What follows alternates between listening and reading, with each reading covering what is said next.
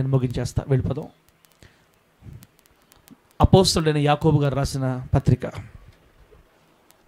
అపోస్తలుడైన యాకోబు గారు రాసిన పత్రిక 1వ అధ్యాయం, అది 5వ వచనం నుంచి నేను చదువుతున్నాను, ఆలకించండి. యాకోబు పత్రిక 1వ అధ్యాయం 5వ వచనం నుంచి. మీలో ఎవరికైనా జ్ఞానము కొదువుగా ఉన్న ఎడల అతడు దేవునిని అడగవలెను, అప్పుడు అది అతనికి అనుగ్రహింపబడును. ఆయన ఎవనిని గద్దింపక అందరికీ ధారాళముగా దయచేయువాడు. అయితే అతడు ఏమాత్రమునో సందేహింపక విశ్వాసముతో అడగవలెను. సందేహించువాడు గాలి చేత రేపబడి ఎగిరిపడు సముద్ర తరంగమును పోలియుండును.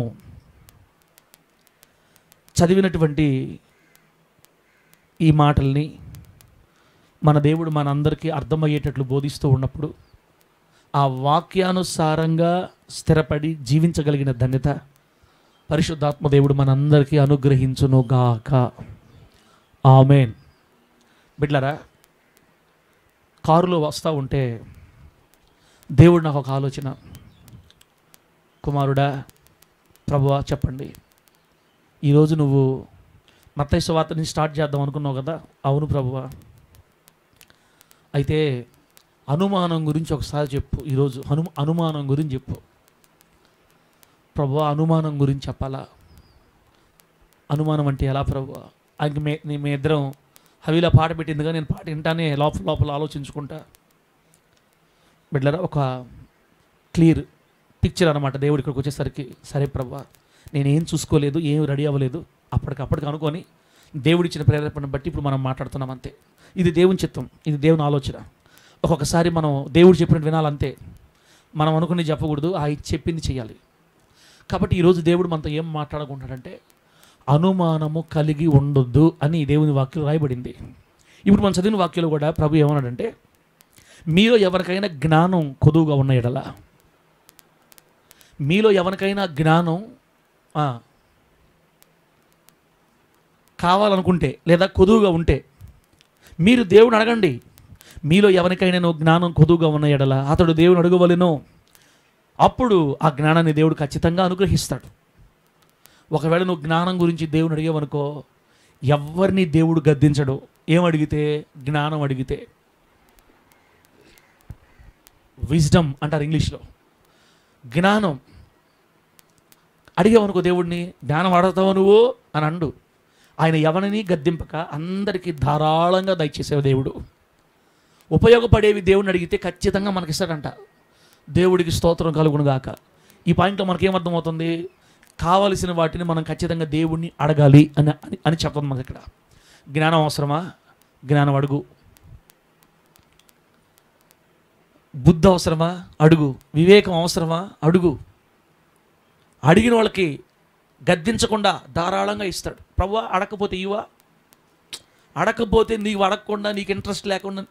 చూడండి, ఒక్క మాట గుర్తుపెట్టారా, దేవుడి దగ్గర నుంచి మనం ఏదైనా పొందుకోవాలనుకుంటే, ఇంకా మనం అనుమానం దగ్గరికి వెళ్ళలేదు, జస్ట్ మీకు ముందు వివరిస్తున్నా. ప్రభు దగ్గర నుంచి మనకి ఏదైనా కావాలి అనుకున్నప్పుడు మొదట ఆ ఇంట్రెస్ట్ మనకు ఉండాలి, ఫస్ట్ ఆసక్తి ఉండాలి. దేవుడి దగ్గర నుంచి మనం ఏదన్నా పొందుకోవాలి అన్న ఆసక్తి ఉంటే ఆటోమేటిక్గా మనం ప్రార్థన చేస్తాం. మనం దేవుడి దగ్గర అడగట్లేదు అంటే అర్థం ఏంటంటే దాని మీద మనకి ఇంట్రెస్ట్ లేదు అని అర్థం. జ్ఞానం కావాలి ప్రభువా నాకు అని మనం అడగాలంటే ముందు మనకి ఇంట్రెస్ట్ రావాలి ఫస్ట్. మీలో ఎవరికైనా జ్ఞానం కొదువుగా ఉంటే అప్పుడు మనం ఏం ప్రార్థన చేయాలి తెలుసా? ప్రభువా, ఒక 10 మందిలోకి వెళ్ళినప్పుడు నేను భయపడిపోతున్నా. మా సంఘ బిడ్డల్లో కూడా ఒక 10 మందిలోకి వెళితే ధైర్యంగా మాట్లాడలేకపోతున్నానయ్యా, గుండెల్లో భయం వచ్చేస్తుంది. వాళ్ళేమో దగ్గరగా ప్రేమగా వస్తున్నారు, నాకైతే భయం వచ్చేస్తుంది. నా వల్ల కావట్లేదు తండ్రి, నాకు చేత కావట్లేదు, నాకు భయం వచ్చేస్తుంది, పిరికి వచ్చేస్తుంది. ఇలా ఉంటే నీ సంఘం ఎలా కట్టబడద్ది ప్రభువా? 10 మందిలోకి నేను వెళ్ళినప్పుడు నా గుండెల్లో ధైర్యం రావాలి, నేను కూడా వారితో కలగలుపుగా ఉండాలి. అయ్యా, ఆత్మ సంబంధమైన విషయాలు వాళ్ళతో మాట్లాడాలి, నేను కూడా మమేకం అవ్వాలి.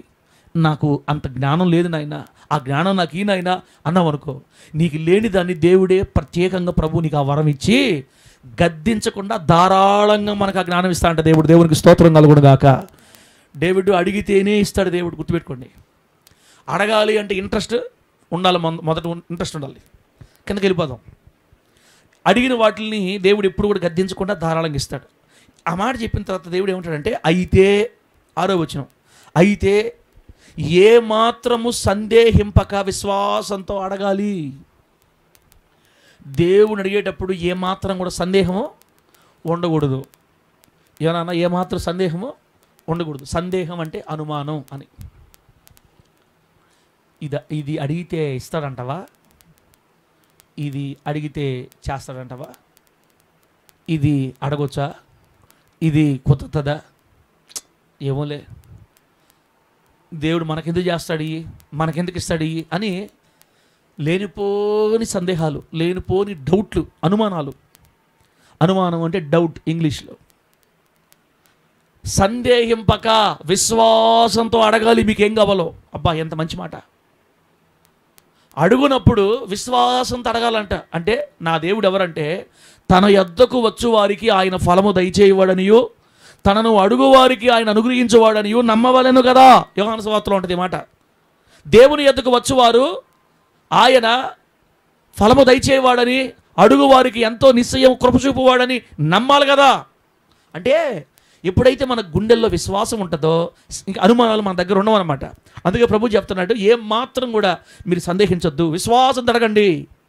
ఒకవేళ నువ్వు కానీ సందేహించావా, ఈ సందేహించే వాళ్ళు దేవుని దృష్టికి ఎట కనపడతారంటే సముద్ర తరంగాల మాదిరిగా కనపడతామంట.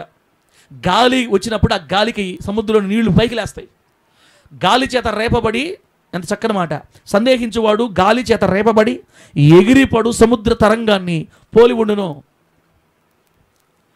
కొంతకాలం భక్తిలో ఉంటాడు, సప్పన ఏదైనా గాలి వచ్చిందంటే ఓ లేస్తాడు పైకి, ఊరికే అలజడి. సముద్ర తరంగాలు ఎట్లుంటాయి, అలజడి, ఊరికూరికి లేచి పడతా ఉంటాయి, ఊరికూరికి లేచి పడతా ఉంటాయి. అటు మౌనంగా ఉండవు, అటు ఎగరతా ఉండవు, ఎగిరిపడి స్థిర మనసు లేకుండా. కింద చూడండి 7వ వచనం దగ్గర పోతే, సందేహించేవాడు ద్విమనస్కుడిగా మారిపోతాడు. సందేహించేవాడు ద్విమనస్సు, డబుల్ మైండ్. కొంతకాలం ఏమో చేద్దామంటాడు, తర్వాత వదిలే అంటాడు. కొంతకాలం కుదరదు అంటాడు, కుదరదు అంటాడు. కొంతకాలం చేద్దామంటాడు, తర్వాత ఆ జోలికే రాడు. అంటే అనుమానం అనేది ఒక మనిషిని ద్విమనస్కుడిగా మార్చేస్తుంది. సందేహం అనేది ఒక మనిషిని స్థిరమైన వాడుగా ఉండకుండా సమస్త మార్గాల యందు అస్థిరుడిగా మార్చేస్తుందంట. కాబట్టి ఇప్పుడు నేను మీకు ఏం చెప్పదలుచుకున్నానంటే, అనుమానం అనేది విశ్వాసికి మంచిది కాదు. అనుమానం అనేది విశ్వాసికి మంచిది కాదు అని మనము గుర్తుపెట్టుకోవాలా. దేవుని నామానికి మహిమ కలుగును గాక. గట్టిగా చెప్పండి హల్లెలూయా. బైబిల్లో అనుమానం అనే పదాలు కూడా రాయబడ్డాయి. లోకాసు వార్త 12వ అధ్యాయం 29వ వచనంలో అనుమానం అనే మాట రాయబడింది.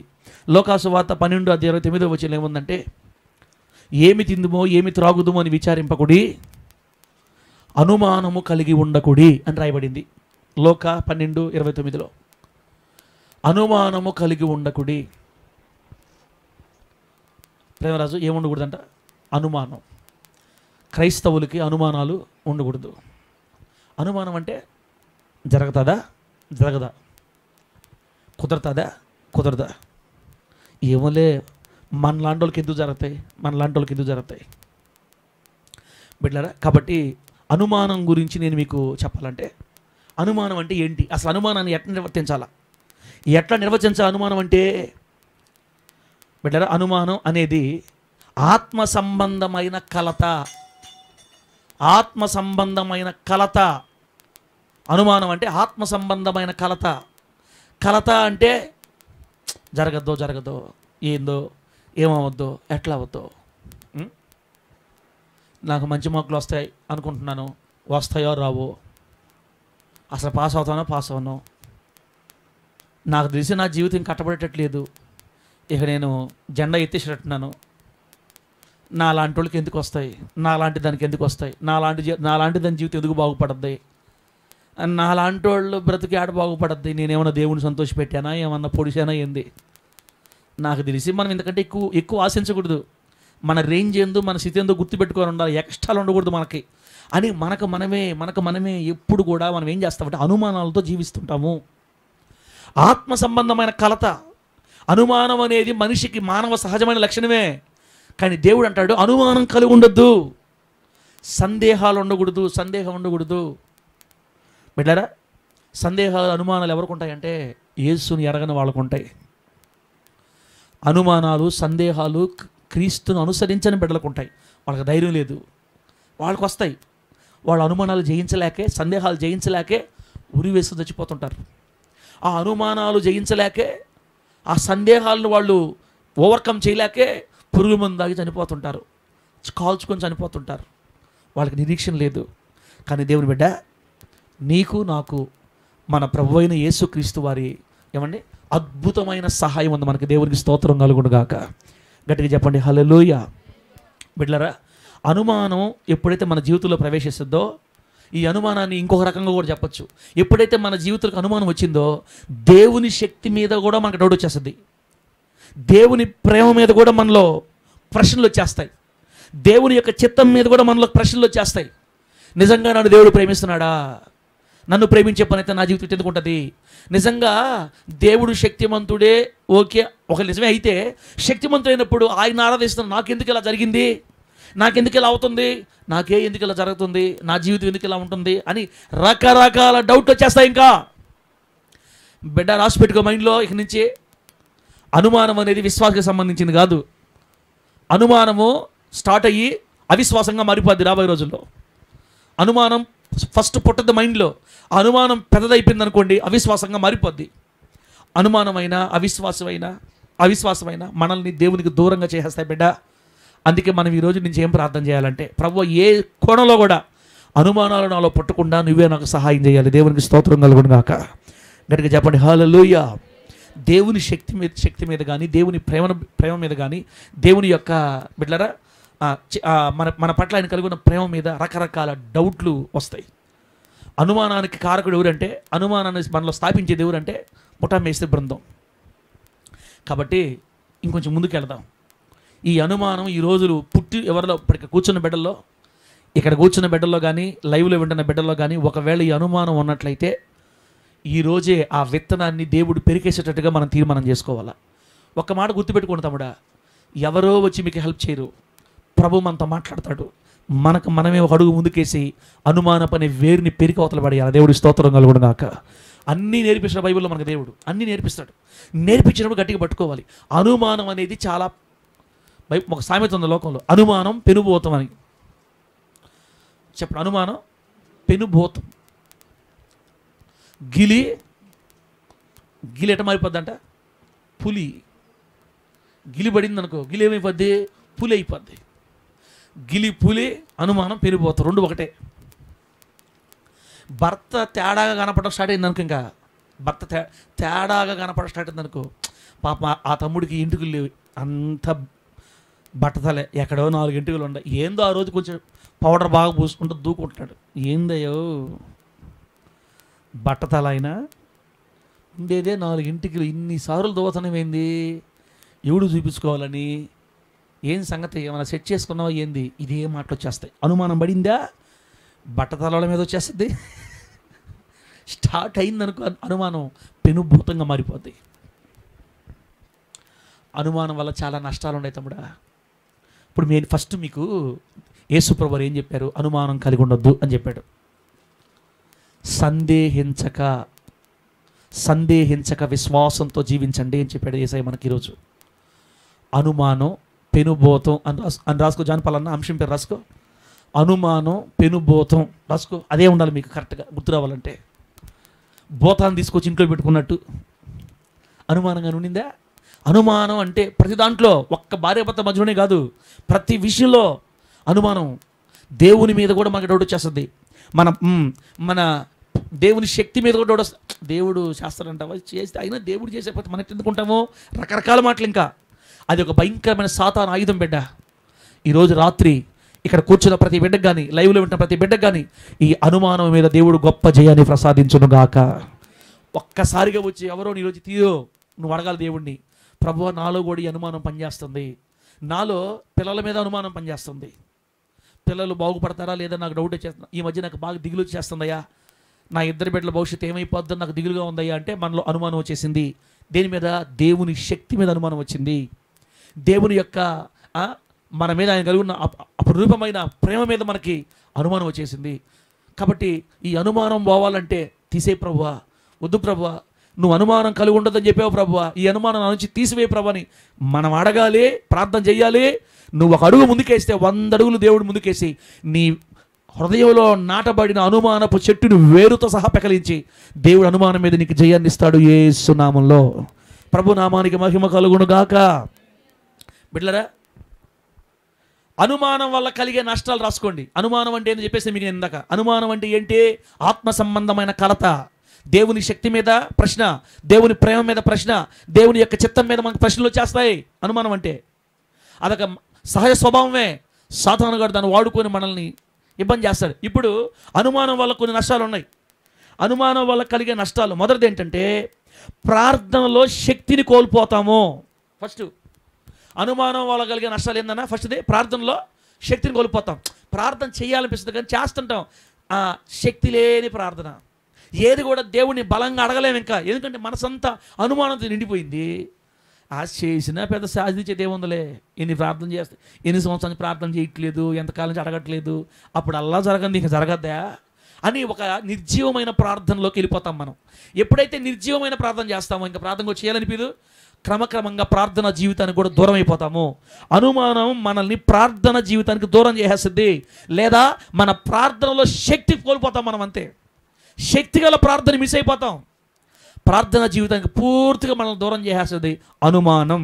ఎప్పుడైతే ప్రార్థన జీవితం దూరం అయిపోతామో దేవునికి మనకున్న కనెక్షన్ చెప్పాలా. ఒక విశ్వాస దేవుడితో ఎలా కనెక్షన్ కలిగి ఉంటాడు? దేవుడితో కనెక్షనే ప్రార్థన. ఇప్పుడు ప్రార్థన అంటే ఏంది? నువ్వు ఆయనతో మాట్లాడటం, నేను దేవుడితో మాట్లాడటం. నేను దేవుడు మాట్లాడకపోతే మా ఇద్దరి మధ్య కనెక్షన్ ఉండదు. ఇంకే నన్ను దీవించే దేవుడు, నన్ను దీవించాలంటే నేను దేవుడితో కనెక్షన్లో ఉండాలా. సైతాను కూడా దేవునికి మనకున్న కనెక్షన్ తీసేయడానికి అనుమానం అనే బాంబు నేస్తాడు ఇంట్లో. ఏదో మన సార్ వాక్యం చెప్పినప్పుడు కొంచెం మనసులో ధైర్యం వస్తుంది, కానీ అమ్మాయి మళ్ళీ ఇంటికి వస్తే మన దరిద్రం, మన బాధలు, మన కష్టాలు, మన ఏందో ఇదే నీరసం. వాక్యం విన్నప్పుడు ఏదో ఒక రకంగా అనిపిస్తుంది, కానీ ఇంటికి పోగానే మళ్ళీ మామూలైపోతున్నా. ఏందమ్మా చెరువులో పోయి చేపలు పట్టుకుని మనం ఏంది సార్ చెప్పడం, కారులో రావటం, ఏమన్నా ఇది తమ మాటలు. ఈ ఇశ్రాయేల్ పాస్టర్ మాటలతోనే బతికేస్తుంటాడు. ఆ మాట్లాడినప్పుడు మనకి ఏదో అనిపిస్తుంది, కానీ మనం చేపలు పట్టుకునేవాళ్ళు మనం ఎట్ట తిరగతాం కారుల్లో, పెద్ద పెద్ద ఇల్లు. ఏందో సార్ చెప్పే మాటలు. అనుమానస్తుడా బయటికి పో అనాలి నువ్వు. ఇంకా అనుమానపు దురాత్మ పో బయటికి. మనుషులకు సమస్తము అసాధ్యమే, మనుషులకు అసాధ్యమే, కానీ నువ్వు నేను ఆరాధిస్తున్న దేవునికి ఏది అసాధ్యం లేదన్నా. దేవునికి ఏది అసాధ్యం లేదు. మన దేవుడు సమస్తమును సాధ్యపరచగలిగిన వాడు. దేవుని నామానికి మహిమ కలుగును కాక. గట్టిగా చెప్పండి హల్లెలూయా. ప్రార్థన జీవితానికి దూరం చేసేస్తుంది, మన ప్రార్థనలో శక్తిని తీసేస్తుంది అనుమానం. రెండవ పాయింట్, అనుమానం వల్ల కలిగే రెండో నష్టం ఏంటంటే బిడ్డలారా, స్థిరత్వం లేకుండా చేసేస్తుంది అనుమానం మనల్ని. ఏం లేకుండా చేస్తుంది దీవెనక? స్థిరత్వం. స్థిరత్వం అంటే ఏంటంటే ఒక పెద్ద బండరాయి ఒక దగ్గర పెట్టామనుకోండి, తుఫాను వస్తే రాయి గదలుతాం కూడా. బండరాయి అంటే ఇంత కాదు, ఈ రాయి కాదు, కొండల మీద పెద్ద పెద్ద కొండల మీద పెద్ద బండలు ఉంటాయి, లారీల మీద తీసుకుపోతుంటారు అప్పుడు రాళ్ళు పెద్దవి. ఇగో ఈ రూమ్ అంతా పెద్ద రాయిని తీసుకొచ్చి పెట్టారనుకో, తుఫాను రాని, వరదలు రాని, గాలి రాని కదలదా ఎక్కడి నుంచి. ఎందుకు? అంత బరువు అది, ఎవరు దాన్ని కదిలించలేరు. మిషన్లు పెట్టి యంత్రాలు పెట్టి పైకి లేకపోతే తప్ప అది లేదు. ఇంకా ఒక చోట పెట్టిన రాయి ఎంత స్థిరంగా ఉండిపోద్దో, అనుమానం లేని మనిషి అంత గట్టిగా ఉంటాడు దేవుడికి స్తోత్రం కలుగును గాక. అనుమానం లేనివాడిని ఎవరు కూడా కదిలించలేరు. అనుమానం అనే బాంబు వేసింది అనుకో, మనం ఎటైపోతాం తెలుసా? అనుమానంగా లోబడిపోయామంటే స్థిరత్వం లేని మనుషులుగా మారిపోతామంట. 2 రోజులేమో ఈ మాట మీద ఉంటాం, 3వ రోజు ఆ మాట మీద ఉంటాం. ఖచ్చితంగా వస్తా, రేపు ఆదివారం ఖచ్చితంగా వస్తా, ఎక్కడికి ఎల్లాపల్లి ప్రాంతానికి వస్తానన్నా, బరే వస్తానంటుంటే అంటది. ఆదివారం సాయంత్రం కల్లా అనుమానం పడిపోవాలా, ఏంది పెద్ద 3 ఆరాధనలకు పోయి ఏమి సంపాదించాం ఎడదాకా. 3 ఆదివారాలు పోయినా అదే బతుకు, 3 ఆదివారాలు కాదు, 3 ఆరాధనలు పోయినా అదే బతుకు, 2 ఆరాధన అదే బతుకు. ఇంకా ఎల్లాపల్లి పోతే డబ్బు ఖర్చు తప్ప ఏముంది? అటు కాదయ్యా వస్తానని చెప్తే మనం ఏం పోకపోతే ఇప్పుడు పెద్ద ఏదో ఒకటి చెప్పుకోవచ్చులే అని వాళ్ళకి ఏదో చెప్పి మనిషికి మాట మీద ఉన్నాడు. నిశ్చలత్వం ఏమని స్థిరమైన తత్వంలో రానివ్వకుండా ప్రతిదానికి ఊగిపోయేటట్టుగా సముద్ర అలల్లాగా ఊరకూరకి రేగిపడి లేవడం పడడం. స్థిరత్వం మనిషి కోల్పోతాడు. సందేహం వచ్చిందంటే, అనుమానం వచ్చిందంటే ఇక తీర్మానాలు కూడా స్థిరంగా చేయలేడు. కాసేపు నిలబడతాడు, కాసేపు పడిపోతాడు. 2 వారాలు భక్తి చేస్తాడు, పడిపోతాడు. ఇంకా తర్వాత మనిషి ఎటైపోతాడంటే బైబిల్ చెప్పింది ద్విమనస్కుడై చంచల మనసులోకి వచ్చేసి ఎవరికి ఉపయోగం లేని వ్యక్తులుగా మారిపోతాడంట. చూసారా, అనుమానం చిన్నగా స్టార్ట్ అయ్యి ఒక మనిషిని పూర్తిగా నాశనం చేసేస్తుంది. యాకోబు పత్రిక 8వ వచనం చదివాం కదన్నా, 1-8 వచనం ఏం చదివాం మనం దాకా? అతడు గాలి చేత రేపబడి, చూడండి మాట, యాకోబు పత్రిక 1:8 ఎంత మంచి మాట.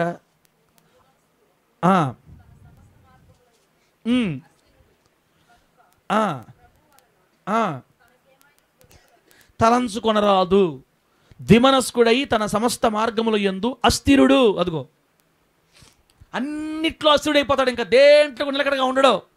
చందన్ నిన్నేం వస్తాను అన్నాడు, ఈరోజు ఏందన్నా ఆయన అంతేలా డబల్ మైండ్ మనిషా, ఆయన చెప్పిన మాట ఏంది నమ్మకూడదు మనమా. ఆ ఎక్కేంది వస్తాను చెప్పింది, ఆ ఎక్కేంది ఆమె కూడా అంతేలే. ఎందుకు అన్నమాట అయిపోయిందంటే అనుమానం, దేవుని మీద అనుమానం, మనుషుల మీద అనుమానం, మన జీవితంలో అనుమానం, అన్ని అనుమానాలే.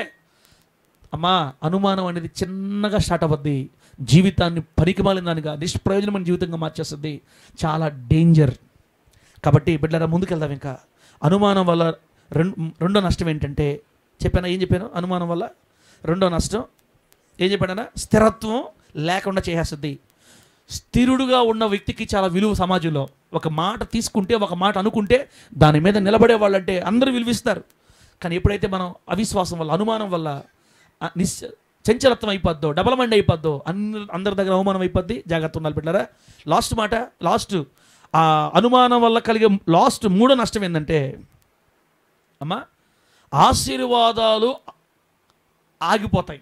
ఆశీర్వాదాలని ఆపేస్తుంది అన్నమాట అనుమానం. మనకి ఆశీర్వాదాలు మనకి రానివ్వకుండా ఆపేస్తుంది అనుమానం. అనుమానాలు ఉండే వాళ్ళకి దేవుడు ఆశీర్వాదాలు అనుగ్రహించలేడు, ఆశీర్వదించలేడు, అద్భుత కార్యాలు మన జీవితాలు ఆయన చేయలేడు. యేసుక్రీస్తు వారు నజరేతులో అనేక అద్భుతాలు చేయలేదంట. ఒకసారి ఆ మాట చదవమా, మార్కు సువార్త 6వ అధ్యాయం, మార్కు సువార్త 6వ అధ్యాయం 5వ వచనం చూడతలే. మార్కు సువార్త 6వ అధ్యాయం 5-6 వచనాలు.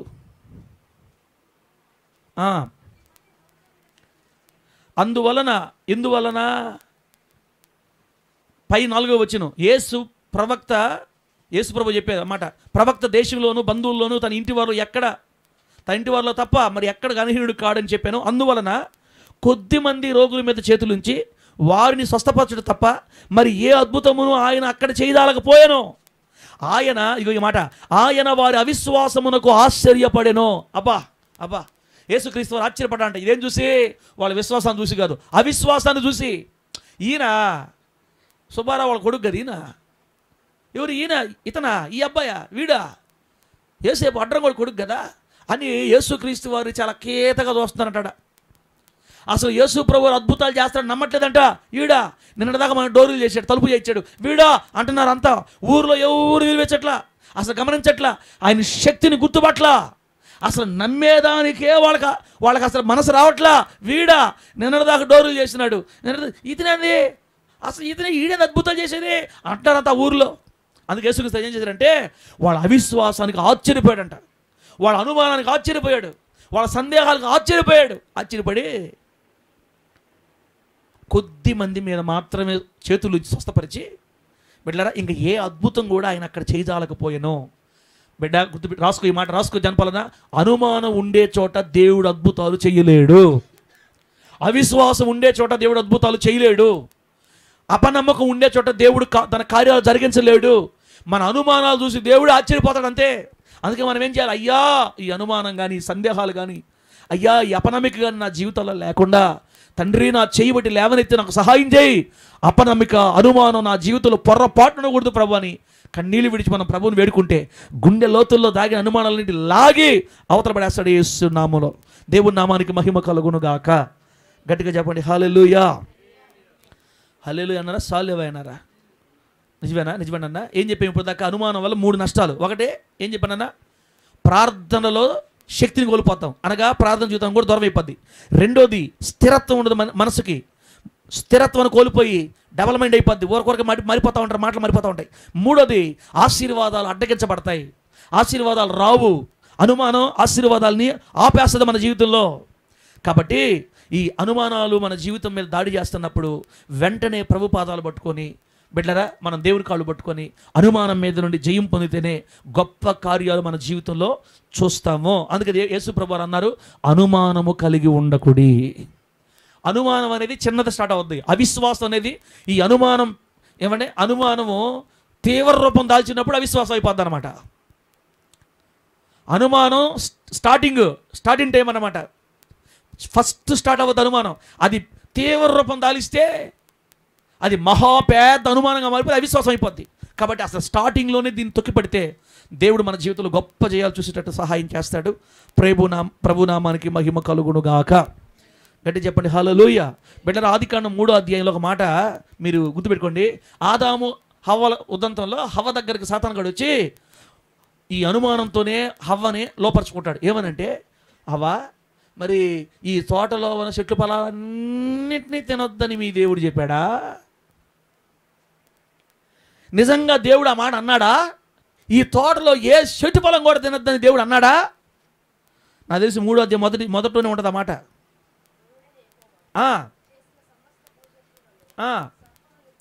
యుక్తి కలదై ఉండేను, అదిగో చూడండి, అది ఆ స్త్రీతో, ఇది నిజమా? ఈ తోట చెట్లలో దేని ఫలాన్ని కూడా అది సైతంగా మనందరికి ఎట్టొస్తాడంటే, ఇది నిజమా బాంధవ్య కుమారు, ఇది నిజమా? ఏంది ముఠామేస్త్రి ఏంది? అదేలే నువ్వు మామూలుగా చర్చిలో ఇంత ముందులాగా ఉండట్లేదని పాస్ట్ అనుకుంటున్నాడు కదా, అవునా?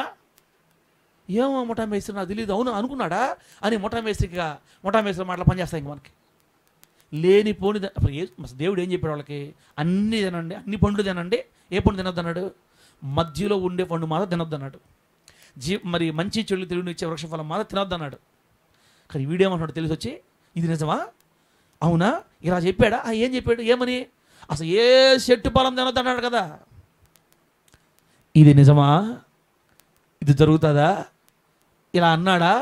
ఇదే అనుమానం, అక్కడే అనుమానం. ఆ అనుమానపు మాటతోనే హవ్వ మనసులోకి దూసుకుపోయింది ఇంకా అవిశ్వాసం అంతే. బిడ్డలారా, ఆ తర్వాత మత్తయి సువార్త 11వ అధ్యాయం 2-3 వచనాల్లో, మత్తయి సువార్త 11వ అధ్యాయం 2-3 వచనాల్లో బాప్తిస్మ ఇచ్చే యోహాను గారు అప్పటిదాకా ప్రవచించాడు. ఏమని? ఇదిగో లోక పాపములు మోసుకొని పోవు దేవుని గొర్రెపిల్ల ఇతనే, ఇదిగో లోక పాపములు మోసుకుని దేవుని గొర్రెపిల్ల, ఆయన చెప్పులు వారు ఎప్పడానికి కూడా నాకు అధికారం లేదు అని చెప్పి అప్పుడు దాకా మాట్లాడు బాగానే. తర్వాత ఆయనకి ఏమనిపించిందో ఏమో, చదువుతలే మత్తయి సువార్త 11:2-3.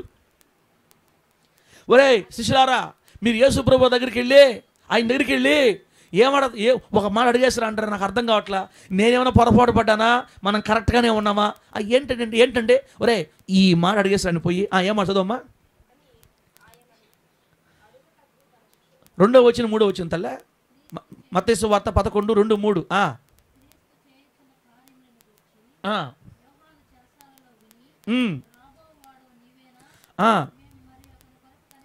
అబ్బా ఎంత మాట కది. క్రీస్తు చేయుచున్న కార్యములను గూర్చి యోహాను చెరసాలలో విని, బిడ్డలారా యేసుక్రీస్తు ఆల్రెడీ యోహాను కానీ చెరసాలలో వేసారు, జైల్లో ఉన్నాడు. ఇప్పుడు హేరోదు వేయించాడు జైల్లో. మరి యేసుక్రీస్తు వారు చేస్తున్న కొన్ని కార్యాలను గురించి విన్నాడంట. మరి ఆయన ఏమన్నాడు? పై వచనంలో ఉంది. ఆయన ఏదన్నా కానీ ఇష్యూ జరిగిందనుకో, గొడవ జరిగిందనుకో, రారా చూసుకుందామని యోహాను గారులా గొడవలు పడ్డాడు. యోహాను గారు ఎప్పుడు కూడా వెనక్కి తిరిగి మనిషే కాదు, ఇంకా రా చూసుకుంటాడు అంతే. అగ్ని దింపతా ఏలియావంటే ఆత్మ అన్నమాట. నేనే దేవజనుడిని అయితే ఆ కాచిన అగ్ని దిగి అల్లెలూయా సోత్త అట్లా ఉంటుంది, అంత పడవడమే, ఇంకా వెనక ముందు ఉండదు. అందుకే యోహాను గారికి పాప ఎవరు భోజనం పెట్టలా. అట్లా అరిసే వాళ్ళకి ఎవరు పెడతారు చెప్పండి? ఉన్నదనుడు చెప్తే ఎవరికి నచ్చదు. నిజాలు మాట్లాడేవాళ్ళు అంటే ఎవరికి పడదు. నిజాలు కూడా దెబ్బ తగలకుండా మాట్లాడాలి. మళ్ళా ఈయన అట్ట కాదు, బాంబులు వేసి మాట్లాడతాడు.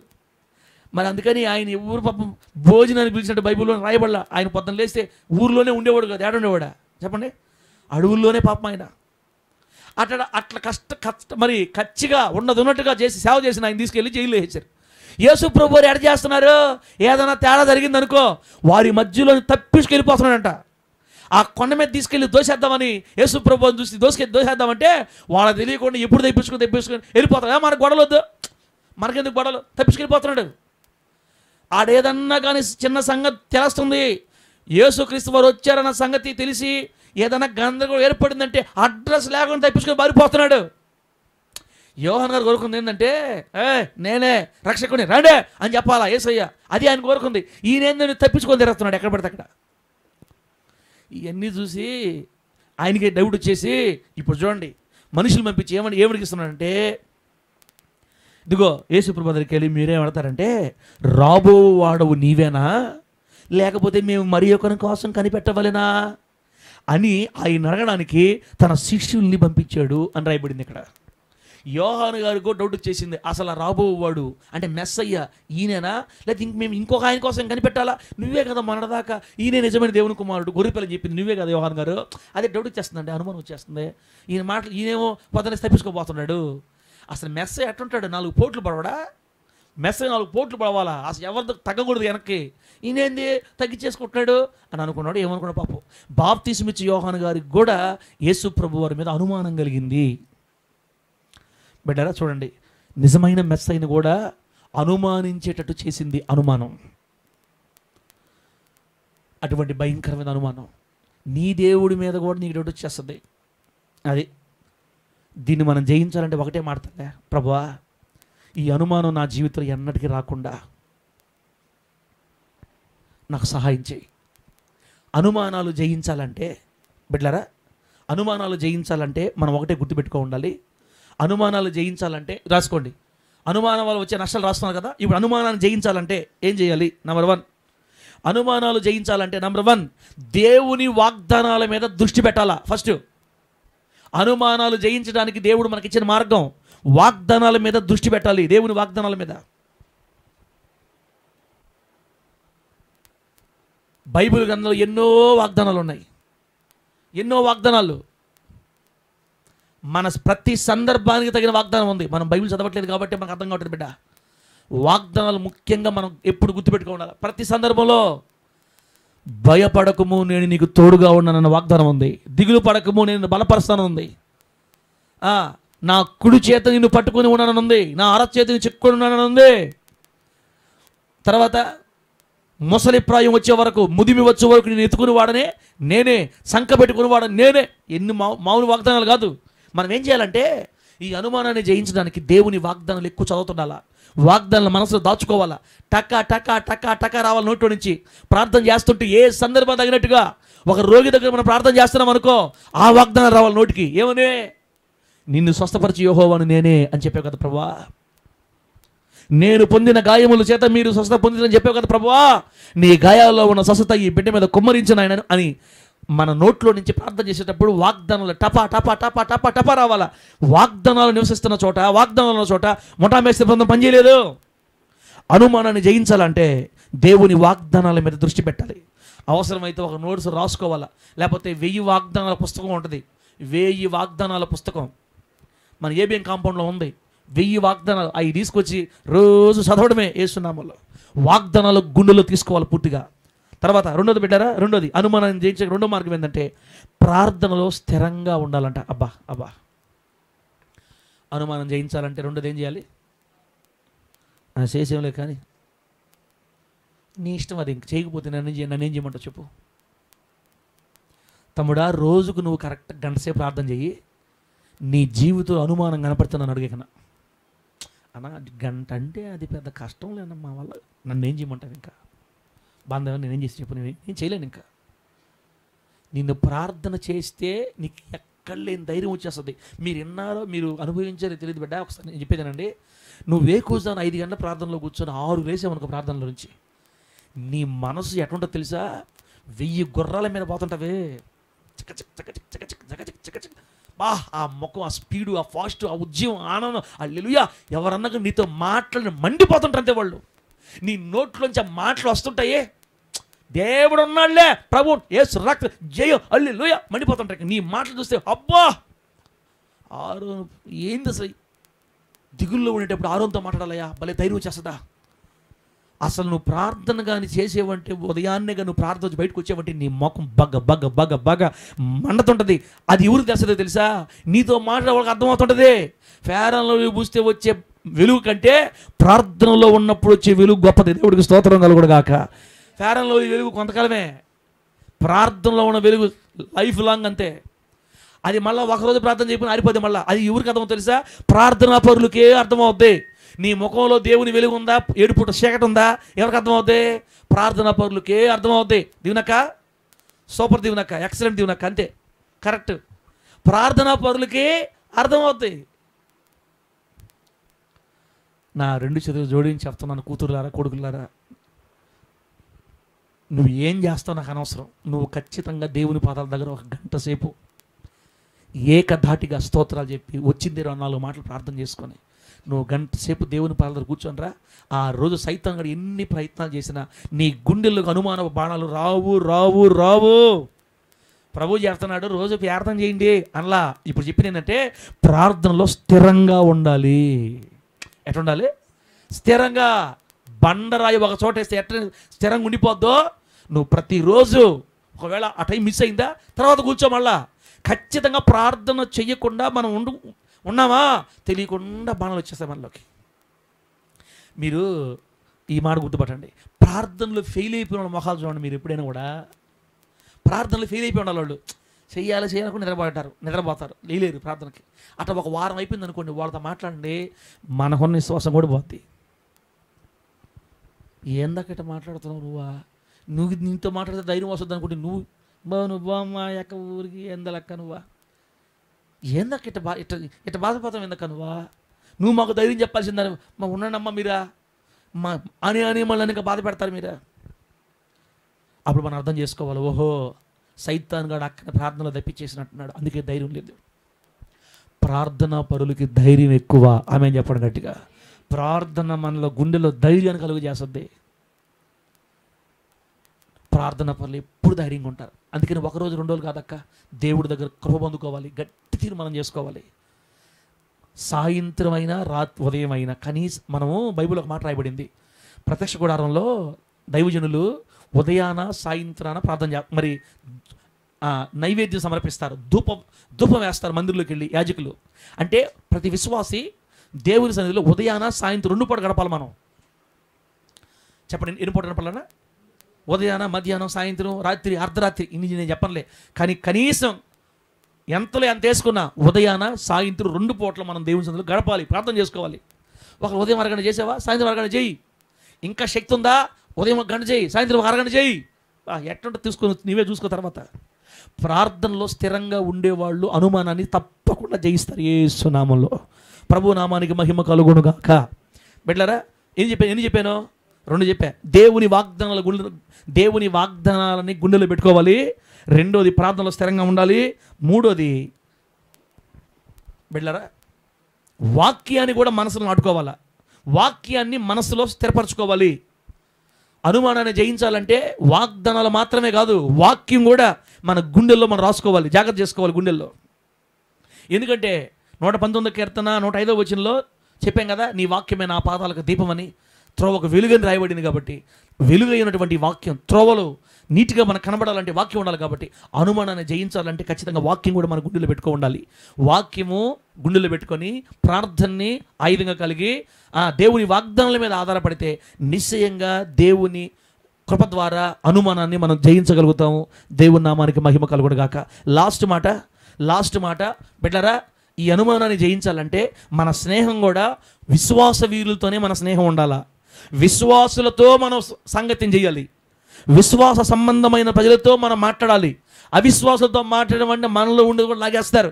అట్టని అందరం పక్కన ఎట్టమని కాదు, ఎక్కువ మనం ఎవరితో మాట్లాడుతున్నారంటే ప్రార్థనా పరులు ఎవరా సెలెక్ట్ చేసుకొని, ఎప్పుడు నోట్లో నుంచి దైవ సంబంధమైన మాటలు ఎవరికి వస్తున్నాయో సెలెక్ట్ చేసుకొని వాళ్ళతోనే మన స్నేహం కొనసాగించాలి. కనబడలేదా? బైబిల్ దగ్గర పోతే పుంకాలు కనపడతారు మనకి. దేవునితో సహవాసం చేస్తే పరిశుద్ధులు కనపడతారు. మన మందిరంలోనే మనతోనే కొంతమంది విశ్వాస వీరులు ఉన్నారు.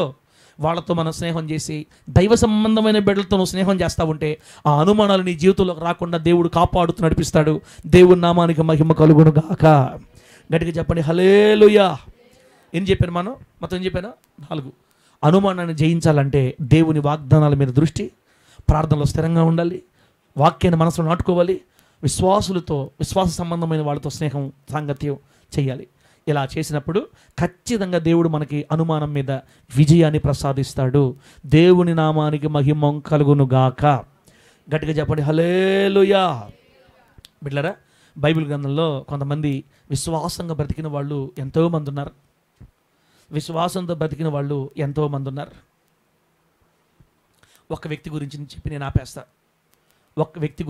ఆపేస్తా. దానియేలు గ్రంథం 6వ అధ్యాయం 10వ వచనం తీయండి. ఇది చెప్పేసి నేను ఆపేస్తా. దానియేలు గ్రంథం 6వ అధ్యాయం 10వ వచనంలో అది చాలా ఇష్టమైన మాట నాకు. ఇంక ఇదే విశ్వాసానికి లేదా అనుమానం జయించడానికి పీక్స్ అన్నమాట. దానియేలు గ్రంథం ఎన్నో వచనం చెప్పాను? 6వ అధ్యాయం. చదువుతలే. ఇట్టి శాసనము సంతకము చేయబడినని దానియేలు తెలుసుకునేను.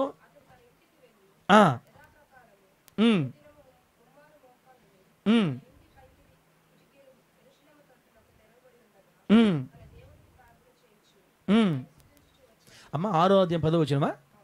ఓకే. నేను చదువుతా తల్ల. ఇట్టి శాసనము సంతకము చేయబడినని దానియేలు తెలుసుకొనినను అతడు తన ఇంటికి వెళ్ళి యథాప్రకారముగా అనుదినము 3 మోకాళ్ళుని తన ఇంటి పైగది కిటికీలు యెరూషలేము తట్టునకు తెరవబడి ఉండగా తన దేవునికి ప్రార్థన చేయుచు ఆయనను స్తుతించుచు వచ్చెను.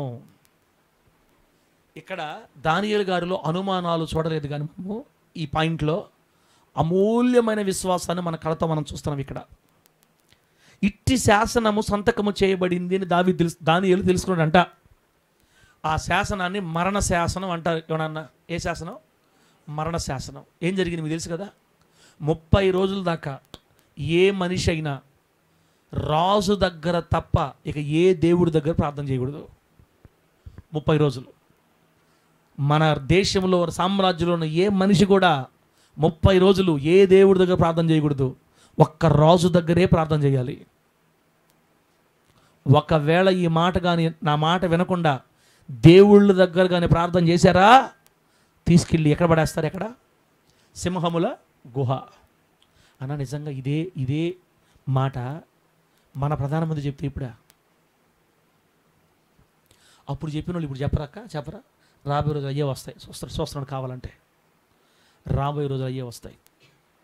నేను నిలబెట్టించిన బంగారు ప్రతిమ దగ్గరే ప్రార్థన చేయాలి, నేను నిలబెట్టించిన బొమ్మ దగ్గర ప్రార్థన చేయాలి, లేకపోతే 3 ఏళ్ళు జైలు, లేకపోతే మరణం, ఏదో మీద. ఈ రోజుల్లో కూడా అట్లాంటిది వచ్చిందంటే ఎంతమంది నిలబడతారో, ఎంతమంది కూలిపోతారో దీవెనక. నిజంగా అనుమానాలు ఉండేవాడైతే అనుమానంకే బీపీ రావాలా తల్ల. ఇప్పుడు కానీ నేను కానీ నా దేవుడి దగ్గర ప్రార్థన చేశాను అనుకో, ఖచ్చితంగా కాసుకోండారు వీళ్ళు. ఎత్తుకుపోయి రాజుతో చెప్తారు, నన్ను తీసుకెళ్ళి మర్యాద సంతోషంగా ప్రేమపూర్వకంగా సింహాలకు ఆహారంగా వేసేస్తారు. 30 రోజులే కళ్ళు మూసుకుంటే అయిపోద్ది. ఆ తర్వాత మళ్ళీ మన దేవుడు తెలియదా? బెదర్ మన బాధ దేవుడు తెలియదా? దేవుడు ఎంత ప్రేమ మరి చెప్పు. మనం కూడా పాముల వల్ల వివేకంగా ఉండాలా, పౌరాల వల్ల నిష్కపటంగా ఉండాలా. ఇప్పుడు కష్టం వచ్చింది, దేవుడు ఏమన్నా దాక్కోమన్నాడు. అందుకని ఏం చేయాలా? రాజు అసలు ప్రార్థన చేయకపోతే ఏ బాధ లేదు. 30 రోజులు ఆగిపోయామనుకో, రాజు దగ్గర చేయబలే, బొమ్మ దగ్గర చేయబలే, ఎవరి దగ్గర చేయబలే. 30 రోజులు గమ్ముకునేమంటే ఆ తర్వాత అర్థం చేసుకోడు దేవుడు. బెదరు పాస్టర్ గారు అర్థం చేసుకోడా, ఎంత ప్రేమగా దేవుడు మన దేవుడు అని మన లాంటి వాళ్ళు అయిన ఉంటే 30 రోజులు ఆ తర్వాత ఓడేసి తెలుసా, 30 కాదు ఈసారి 2 నెలలు అంటాడు. అది కాదు లెక్క. ఒకటే మాట, దేవుడికి ప్రార్థన చేయకుండా, నా ప్రభుతో నేను గడపకుండా ఇన్ని సంవత్సరాలు ఒక్కరోజు కూడా ప్రార్థన చేయని రోజు లేదు. అక్కడ రాయబడింది, యథాప్రకారంగా ప్రతిరోజు దానియేలు గారు ముమ్మారు మోకాళ్ళుని ప్రార్థన చేస్తాడంట. ప్రార్థనకు విలువ ఉంటుంది తమ్ముడా. అలా ప్రతిరోజు 3 పూట్ల మోకాళ్ళలోంచి ప్రార్థన చేసేవాడు కాబట్టి మరణ శాసనం సంతకం చేయబడింది తెలిసినా కూడా చస్తే ప్రార్థనలోనే చచ్చిపోతాను, కానీ ప్రార్థన వదిలి నేను బ్రతకలేను. దేవునికి స్తోత్రం కలుగును గాక. గట్టిగా చెప్పండి హల్లెలూయా. ప్రాణం పోతాది అన్న అనుమానాలు చుట్టూ తిరుగుతున్నాయి అతనికి. ఒరే నువ్వు చచ్చిపోతావు, నిన్ను మొక్కలు కొరికి పొడి చేసేస్తాయి, సింహాల దగ్గరికి వెళ్తావు, నువ్వు అయిపోతావు నువ్వు అని రకరకాల చీకటి శక్తులు ఆలోచన స్వరాలు వినపడుతున్నాయి దానియేలు గారికి. అనుమానపు స్వరాలు వినపడతా ఉన్నాయి. ఈ అనుమానాలన్నిటిని పటాపంచలు చేసి ఒక గొప్ప నెమ్మది దానియేలు గారి మనసులో ఏలుబడి చేస్తుంది. ఏమనంటే, నేను ఆరాధించే దేవుడు సింహాల నోట నుండి ఖచ్చితంగా తప్పిస్తాడు. తప్పించకపోయినా పర్వాలే, నా ప్రభుతో గడుపుతూ నా ప్రాణం పెడతాను, కానీ పొరపాటును కూడా నా జీవితంలో ప్రార్థన చేయని రోజు ఉండకూడదు. దేవుడికి స్తోత్రం కలుగును గాక. గట్టిగా చెప్పండి హల్లెలూయా. బిడ్డలారా, అప్పుడు దాకా కిటికీలు మూసి ప్రార్థన చేసేవాడు, వీళ్ళు చెప్పిన తర్వాత కిటికీలు తెరిచి ప్రార్థన చేస్తున్నాడు. ఇంకా ఏదైతే తవ్వుతాయి అవునే, ఏమైతే ప్రార్థన చేయని జీవితం నాకు ఎందుకు, అసలు ప్రార్థన లేని జీవితం నాకు ఎందుకు? అట్టంటవేంది, చంపేస్తారు బెదరు, ఎత్తుకోపోయి వేసేస్తారు బెదరు, సింహాలకి వేస్తే మందిలే బెదరు, ఎప్పుడైనా పోవాల్సిందే కదా. నా దేవుడు లేకుండా నేను బ్రతకలేను, నా దేవుని సన్నిధి లేకుండా నేను బ్రతకలేను, నా దేవుడితో సంబంధం లేకుండా నేను బ్రతకలేను, నా దేవుని కొరకు నేను ఏదైనా చేయాలంతే, ఏమైనా అయిపోవాలా. నీకు అనుమానం రావట్లేదా? ఏమైనా అయిపోద్దా? నీకు భయం రావట్లేదా? అనుమానం రావడానికి, భయపడిపోవడానికి దానియేలు గారు నీలాగా నాలాగా ప్రార్థన కాదు, ప్రార్థనలో వీరుడంతే. దేవుడికి స్తోత్రం కలుగును గాక. The warrior in the prayer, ప్రార్థనలో వీరుడు. ప్రతిరోజు 3 సార్లు యథాప్రకారంగా మోకాళ్ళలోంచి ప్రార్థన చేసే ప్రార్థన వీరుడు తమ్ముడా. అసలు భయం ఉండదు తమ్ముడా. నువ్వు కంటిన్యూగా ప్రార్థన చేస్తే పని అయితే అసలు నీకు భయమే రాదంతే. ఇదిగో ఆకాశం విరిగి నీ మీద పడిపోతుందన్నా కూడా కళ్ళు మూస్తే దేవుడి దగ్గరికి వెళ్ళిపోతా, బ్రతుకుంటే దేవుడు పని చేస్తా. ఏమైనా కానీ మహా తుఫాను వచ్చి పైన పడిపోయినా కూడా మన గుండెలు ఎగిసి పడుతుంటుంది ధైర్యం, ఉత్సాహం. ఎప్పుడు ప్రార్థనలో మనం ఉండగలిగితే దేవుని నామానికి మహిమ కలుగును గాక. చచ్చిపోతాం తెలిసినా కూడా ఏమాత్రం భయపడకుండా, ఇదిగో ఇంతకుముందన్న కళ్ళు కిటికీలు మూసి ప్రార్థన చేశాడు. రండి చూసుకుంది రండి. ఇప్పుడు కిటికీలు తెరిచి ఒక చేతులు పైకెత్తి యెరూషలేము వైపు మోకాళ్ళలోంచి ప్రార్థన చేస్తున్నాడు. అనుకున్నదే అయింది. ఎత్తుకుపోయి నేరుగా ఇసిరి పడేశారు. ఇప్పుడు రాజుగారి దగ్గర తీసుకుపోయి మొత్తం మీద అబద్ధం చెప్పి, లేనిపోయిన మాటలు చెప్పి, ఇదిగో నువ్వు ప్రార్థన చేయొద్దాను, ఇతను ప్రార్థన చేశాడు అని ఎత్తుకెళ్ళి బిడ్డరా సింహాల గుహలో వేసేశారు. ఏందా మనిషి, అసలు దిగులు లేదు, ఏడుపు లేదు, చింత లేదు ముఖంలో. అబ్బా, ఆ ప్రార్థన వల్ల వచ్చే ధైర్యం ఆరును, ఆ ప్రార్థన వచ్చే ధైర్యం ఏంటంటే సింహాలు చూసినా కూడా మనిషి అసలు చెక్కు చెదరట్లా. అనుమానం కలిగి ఉండకూడదు. మీరు సేవిస్తున్న నేను సింహముల నుండి కాపాడలేనని నువ్వు అనుకుంటున్నావా తమ్ముడా? క్రైస్తవులకి దేవుడు శ్రమలు రాకుండా ఆపడు. శ్రమలు అనుమతిస్తాడు దేవుడు, మనకి కష్టాలు అనుమతిస్తాడు, నిందలు అనుమతిస్తాడు, రోగాలు అనుమతిస్తాడు, బాధలు అనుమతిస్తాడు మనకి. ఆ బాధలో మనం పడిపోవాలా? సింహాల దగ్గరకు పోకుండా దేవుడు దానిని ఆపలేదు, కానీ సింహంల గుహలోకి పడేసి అక్కడికి వెళ్ళాడు దేవుడు. దేవునికి స్తోత్రం కలుగును గాక. సింహముల దగ్గరికి దూతను పంపించి 3 రోజుల నుంచి అన్నం లేకుండా పెట్టి కరకర మలమల మాడిపోతున్నటువంటి సింహముల నోళ్ళకు అడ్డు పెట్టి తన బిడ్డకి ఏ హాని కలగకుండా రాత్రంతా తన బిడ్డను కాపాడుకున్నాడు దేవుడు. దేవునికి స్తోత్రం కలుగును గాక. దానియేలుకి దేవుడి మీద అనుమానము లేదు. దానియేలుకి దేవుడి మీద అనుమానము, సందేహము లేదు. ప్రాణం పోయినా పర్వాలేదు, కానీ ప్రార్థన చేయకుండా మాత్రం నేను ఉండలేను. ఆ విశ్వాసం, ఆ ధైర్యం మనకు కలగాలంటే ప్రార్థనలో దానియేలు గారి లాగా ఒక నిపుణత, డిగ్రీ, పట్ట సంపాదించుకోవాలా. మీ ఇష్టం తల్లే. నాతో పాటు మీరందరూ కూడా ప్రార్థనలో ఓడిపోయిన వాళ్ళం అయిపోయాం. ఒకరోజు చేస్తాం, 2 రోజులు బురిడి, 2 రోజులు ప్రార్థనలే, మళ్ళీ ఎప్పుడో 4 రోజులు మళ్ళీ ప్రార్థన చేస్తాం, మళ్ళీ బురిడి. ఇట్లా కానీ చేస్తే అనుమానాలు ఎక్కువ మన జీవితంలో చేస్తాయి తల్ల. నేను దీవించబడేది లేదు, నా ఆశీర్వాదం లేదు, నా బతుకింతే, మా స్థాయి ఇంతే, మా పేదరికి వింతే, అవన్నీ కొట్టివేయబడాలంటే నువ్వు ప్రార్థనలో ముందు నిలబడాలా. దానియేలు గారిలాగా మనం తీర్మానం చేసుకోవాలా. అప్పుడు నీ మీద నీ భక్తిని బట్టి కాదు, కానీ దేవుడు నీకు ఇచ్చే ధైర్యాన్ని బట్టి నీ విశ్వాసం అమాంతం పెరిగిపోద్ది. విశ్వాసం పెరిగిందా నీ జీవితం స్టార్ తిరిగిపోద్ది యేసునామములో. ఆయన వారి అవిశ్వాసమును బట్టి అనేక అద్భుతాలు నజరేతులో దేవుడు చేయలా.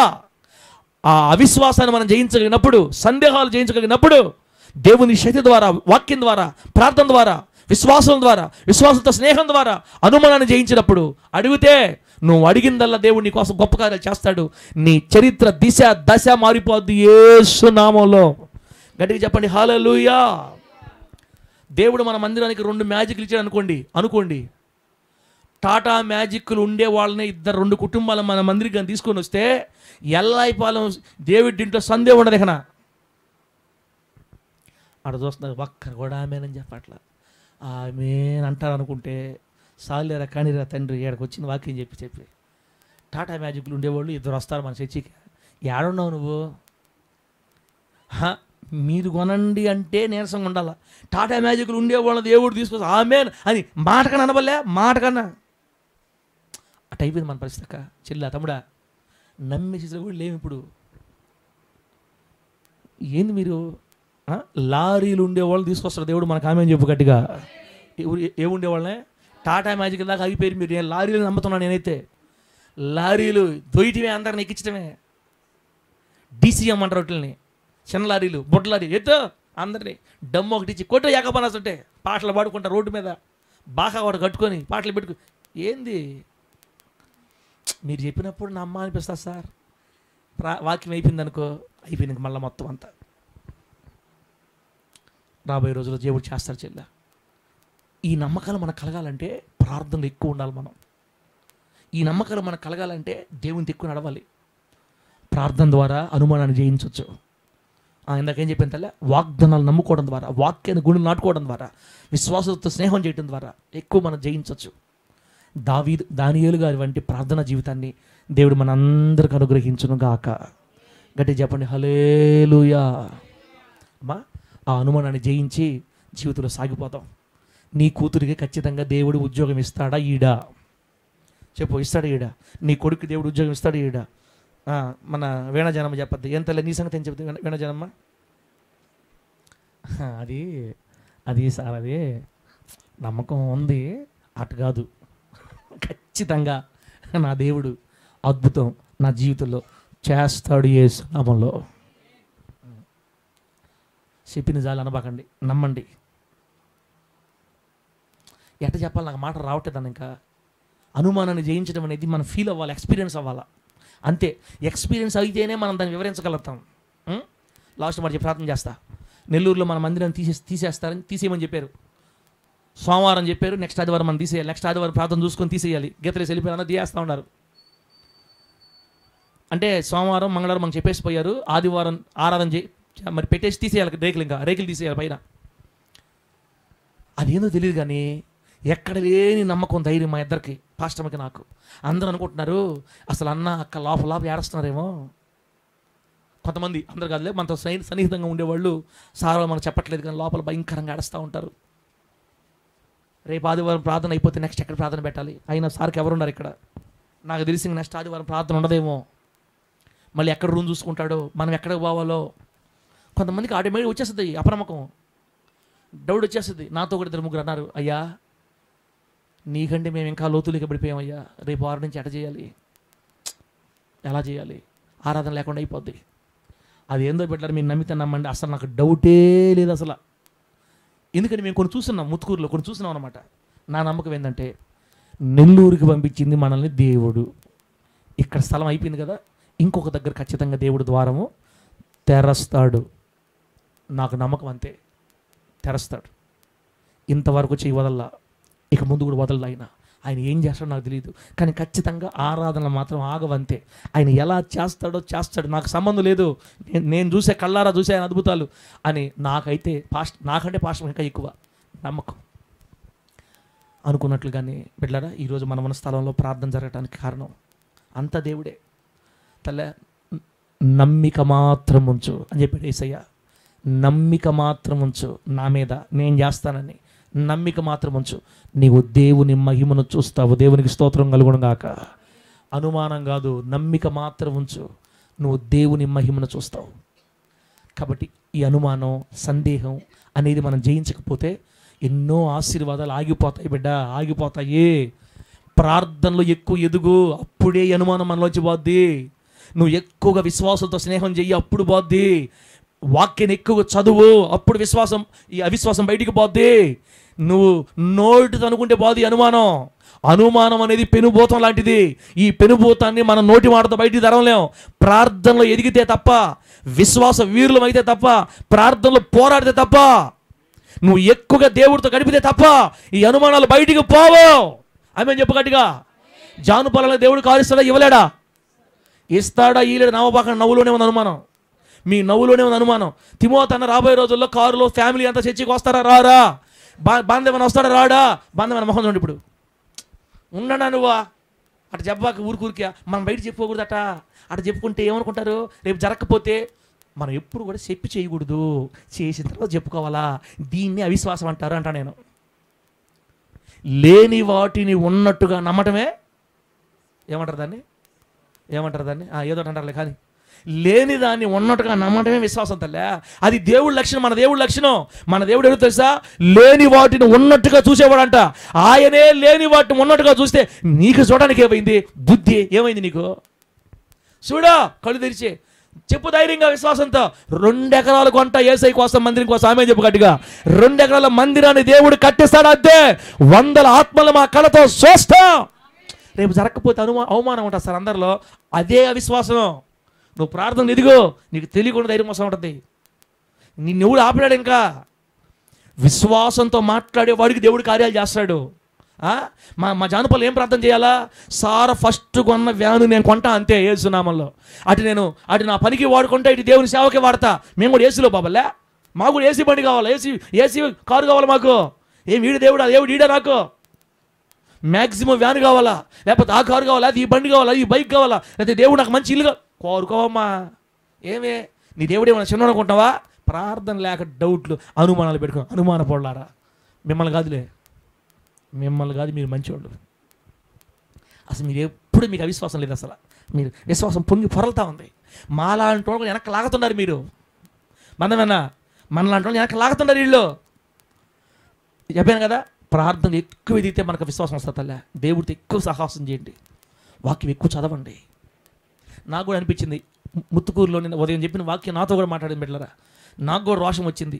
వారంలో ఒకరోజు ప్రతిష్ఠించుకొని రాత్రి అంతా మేలుకొని వాక్యం చదవాలి. ఇంకా వాక్యం అప్పుడు చదవటం కాదు, వాక్యం మేలుకొని చదవాలి. ఇంకా వాక్యం అంతే. వాక్యం ఎక్కువగా గుండెలకు పోయే కొలది, ప్రార్థన ఎక్కువగా చేసే కొలది తెలియకుండానే నీ విశ్వాసపు లెవెల్స్ పెరిగిపోతాయి యేసునామములో. మరలా గుర్తుపెట్టుకోండి, వారి అవిశ్వాసమును బట్టి ఆయన అక్కడ ఇక ఏ అద్భుతములు చేయలేదు. అవిశ్వాసం ఉండే దగ్గర అద్భుతాలు చేయలేడు దేవుడు. విశ్వాసం ఉండే చోట గొప్ప గొప్ప కార్యాలు చేస్తాడు. నువ్వు మంచి ఉద్యోగస్తురాలుగా మారి వేణాజాని బిడ్డ మన మినిస్ట్రీకి ఆశీర్వాదకరంగా మారద్దామని చెప్పు గట్టిగా. మన ఎపఫ్రా, హెమీమా, హదస వీళ్ళందరూ కూడా రాబోయే రోజుల్లో గొప్ప గొప్ప స్థాయిలో మన ప్రభు తీసుకెళ్తే మినిస్ట్రీకి రత్నాల వంటి వాళ్ళుగా, ముత్యాల వంటి వాళ్ళుగా దేవుడు మన బిడ్డల్ని మారుస్తాడు. మన కళ్ళు రేపు చూస్తాయి. అనబడలేదా? ఏమన్నా ఏమి జాగ్రత్త, దేవుడు ఇస్తాడు మనకి, ఇస్తాడు. రాబోయే రోజు మీ రూపురేఖలు మారిపోతాయి యేసునామములో. నా ప్రభువుని యేసయ్య చేయడానికి శక్తి గలవాడు. నమ్మని తల్ల. అనుమానం తీసేయండి. అనుమానం పోవాలంటే ప్రార్థన, వాక్యం, విశ్వాసంతో స్నేహం. ఆ కృప దేవుడు మాకు అనుగ్రహించి ఈ వాక్యం మనందరికీ దీవెనకరంగా మార్చి వర్ధిల్ల చేయను గాక. కళ్ళు మూసుకోండి, ప్రార్థన చేసుకుందాం.